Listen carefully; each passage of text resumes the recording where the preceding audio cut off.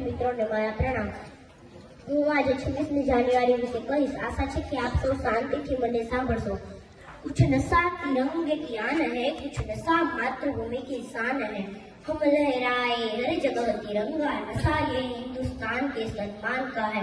मित्रों, जेने देश प्रेमનો નશો ચડે અને બીજા કોઈ નશાની જરૂર નથી પડતી। કોઈ પણ દેશના નાગરિકને દેશ પ્રત્યે આદર, સન્માન અને દાસભાવ હોવો જરૂરી છે। મિત્રો, આપણે આપણા હકો માટે લડીએ છીએ તો આપણા દેશ માટેની આપણી ફરજો પણ ન ભૂલવી જોઈએ। બાબા સાહેબ કહે છે તેમ આપણે સૌથી પહેલા અને સૌથી છેલ્લે પણ ભારતીયો જ છીએ। મિત્રો, આપણે દર વર્ષે સ્વતંત્રતા પર્વ અને પ્રજાસત્તાક પર્વ ઉજવીએ છીએ। કેમ કે આપણને મળેલી આઝાદી આપણને મહામૂલ્ય છે।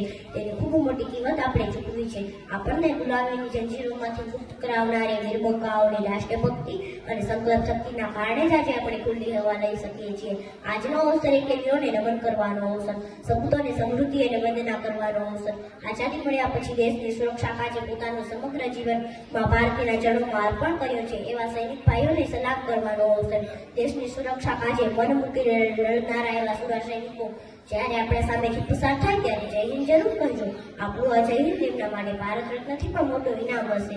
મિત્રો, વાત આવી આપણી કે આપણે દેશ માટે શું કરી શકીએ? તો ભારતના સંતાન તરીકે રાષ્ટ્ર સંપત્તિને નુકસાન ન પહોંચાડીએ, અણજણનો બગાડ ન કરીએ, વીજળીનો બચાવ કરીએ, સ્વચ્છતા રાખીએ, એ પણ રાષ્ટ્રભક્તિ જ છે। ભારતને વિશ્વગુરુ બનાવવું હશે તો આપણે શિક્ષિત અને સંગઠિત બનવું જોઈએ। બાબા સાહેબ કહે છે, શિક્ષિત બનો, સંગઠિત બનો અને સંઘર્ષ કરો। બીજું કે ભારતને ઊંચાઈએ લઈ જવું હશે તો તે માટેનું પ્રભાવક સાધન શિક્ષણ જ છે। સ્વામી વિવેકાનંદ પણ માનતા હતા કે લોકોની સ્થિતિ સુધારવી હશે તો આપણે શિક્ષિત અને સંગઠિત બનવું જોઈએ।